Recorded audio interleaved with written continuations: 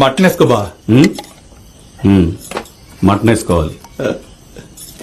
Mutton ఏమైంది బా? బుద్ధి లేని గాడిద. ఏమైందని మళ్ళీ నన్ను అడుగుతావేంటి? ఎదిగే పిల్లగా బట్టలంటే ఆ బట్టలకు చేతులేవి. ఆ బట్టలు చూసి రేపు పొద్దున్న ఇద్దరు కూతురు అలాంటి బట్టలు కొనమని అడిగితే కొనమంటావా? ఆడపిల్లలు వేసుకునే బట్టలే మన ఇంటి పరువు. వాళ్ళు ఎంత పద్ధతిగా ఉంటే మన పరువు అంత పెరుగుతుంది.